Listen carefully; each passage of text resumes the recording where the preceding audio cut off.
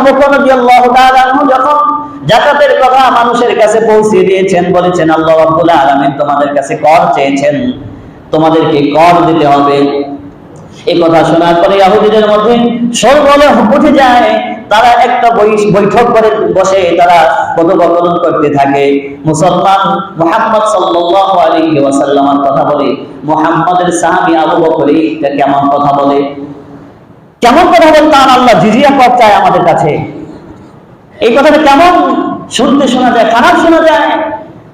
তখন একজন ইহুদি বলল যে তোমার আল্লাহ কি অভাবগ্রস্ত হয়ে গেছে নাকি, আমাদের কাছে জিজিয়া কর চায়, তার মানে তোমার আল্লাহ ফকির হয়ে গেছে। বলেন নাউজুবিল্লাহ, যারা বলেন নাউজুবিল্লাহ। আল্লাহ কি ফকির? আল্লাহ কি ফকির? না, কোশ্চিনকালে আল্লাহকে ফকির বলা যাবে।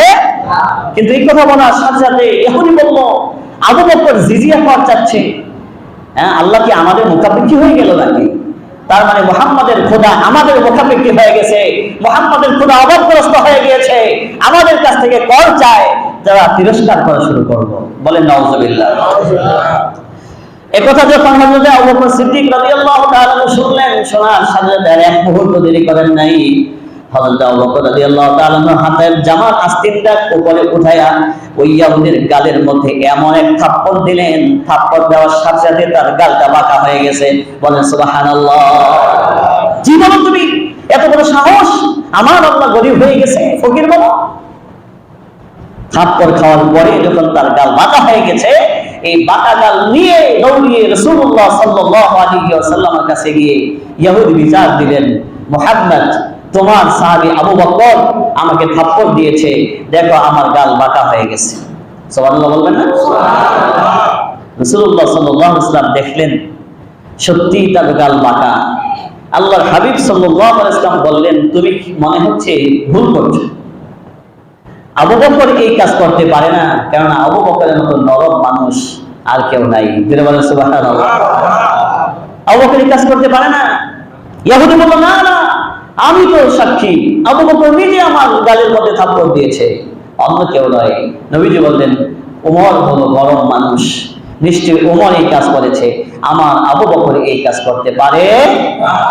ইহুদি বলল, না না না, আমি আবারও বলছি, তুমি বিশ্বাস করো, তোমার সাহাবী আবু বকর আমাকে থাপ্পড় দিয়েছে, আমি এর বিচার চাই।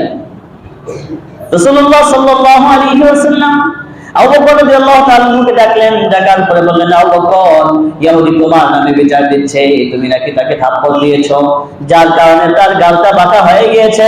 আরে আবু বকর, আমি বিশ্বাস করি না, বিশ্বাস করি না, তোমার মতো নরম মানুষ এই গরম কাজ করতে পারে না, সত্য ঘটনাকে তুমি বলে দাও।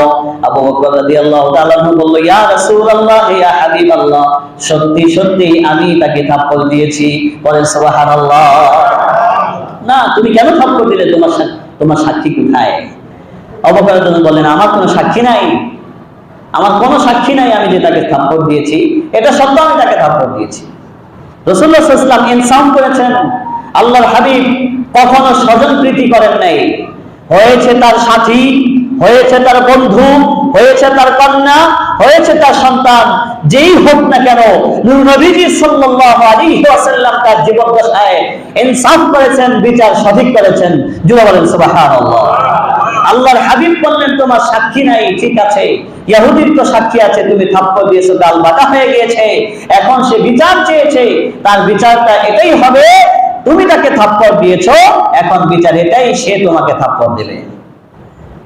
আবু বকর রাদিয়াল্লাহু তাআলা নবীজি তো স্বজনপ্রীতি করে নাই। আমাদের যুগে হয়তো স্বজনপ্রীতি হতো, কি ঠিক কিনা? কথা বলে ঠিক কিনা? টাকা ছায়া হোক, যে কোনো অবস্থাতেই হোক, গরিব হোক ধনী হোক, যেদিকেই যায় বিচার একদিকে না একদিকে যাইতই। কি কথা ঠিক কিনা? যারা নরম মানুষ থাকে, একটু দুর্বল আকৃতির থাকে, তাদের দিকে ঠেলে বেশি। কথা ঠিক কিনা? যেটা বলে ঠিক কিনা? কিন্তু রাসূলুল্লাহ সাল্লাল্লাহু আলাইহি ওয়াসাল্লাম এই শিক্ষা দেয় নাই। আল্লাহর হাবিব স্বজনপ্রীতি করে নাই, বলেছে ইহুদিকে তুমি থাপ্পড় দিয়েছো, বিচার এটাই, ইহুদি তোমাকে থাপ্পড় দিবে। এখন ইহুদি খুশি না বেজার? সবাই বলেন খুশি না বেজার? খুশি। সে জামার আস্তিন কান উপরে উঠে নিচ্ছে, অনেকদিন পর নবীর সাহাবী আবু বকরকে থাপ্পড় দেবে, এর মতো খুশি আর হতে পারে না। রাসূলুল্লাহ সাল্লাল্লাহু আলাইহি ওয়াসাল্লাম যখন বলে ফেললেন ইহুদি তোমাকে থাপ্পড় দিবে, আবু বকর রাদিয়াল্লাহু আনহু মেনে নিলেন বিচার, কেননা সাক্ষী নাই।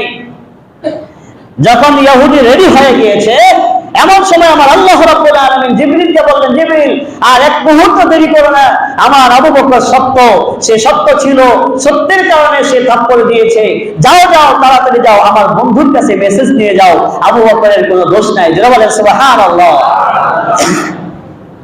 জিবরিল ইসলাম দৌড়ে আসলেন, 600 পাখা ডানা বিচরণ করে নবীর সামনে এসে দাঁড়ালেন। জিবরিল ইসলাম দাঁড়িয়ে বললেন, ইয়া রাসূলুল্লাহ, ইয়া হাবিবাল্লাহ, সালামুন আলাইক, আল্লাহর পক্ষ থেকে আপনার কাছে সালাম। আমার আল্লাহ রাব্বুল আলামিন এই মুহূর্তে আপনার কাছে কোরআনের আয়াত নাযিল করে দিয়েছেন, লাকাদ সামিআল্লাহু কাওলাল্লাযীনা ক্বালু ইন্নাল্লাহা ফাকীর। ওগো ইয়া রাসূলুল্লাহ, ইয়া হাবিবাল্লাহ, আপনি আল্লাহর পক্ষ থেকে সালাম গ্রহণ করেন।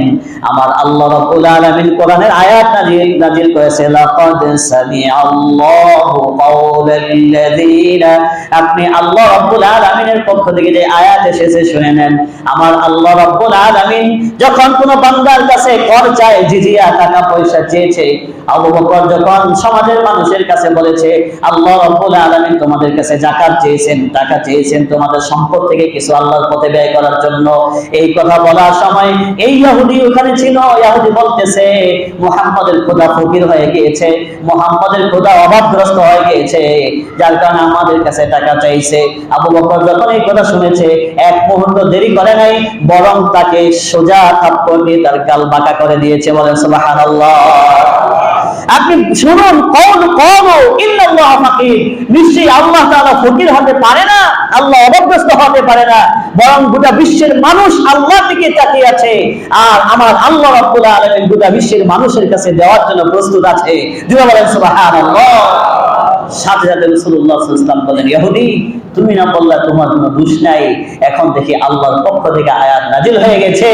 যেই সাহাবীর কারণে আল্লাহর পক্ষ থেকে আয়াত নাজিল হয়, আল্লাহ স্বয়ং সাক্ষী হয়, তিনি হলেন আমার বন্ধু আবু বকর সিদ্দিক। জোরে বলেন সুবহানাল্লাহ। সম্মানিত হাজিরিন, আবু বকর রাদিয়াল্লাহু আনহু দোষী ছিলেন না, বরং আল্লাহকে ফকির বলার কারণে তাকে থাপ্পড় দিয়েছে। এবার ইহুদি বলতেছে যে আমার গালটা একটু সোজা করে দেন।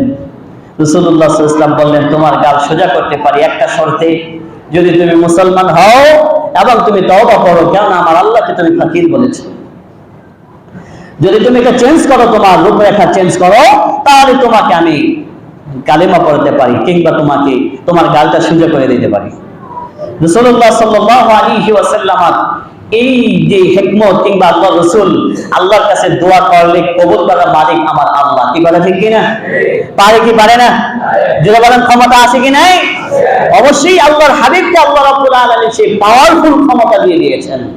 ইহুদি বলেছে, ঠিক আছে তোমার কথা মেনে নেব। আল্লাহ রাসূল সাল্লাল্লাহু আলাইহি ওয়াসাল্লাম তার ডান হাতটা শুধু তার গালের মধ্যে স্পর্শ করেছে, আর তার গাল যে বাঁকা গালটা ছিল সেটা সোজা হয়ে গেছে। জোরে বলেন সুবহানাল্লাহ। আর জোরে বলেন সুবহানাল্লাহ।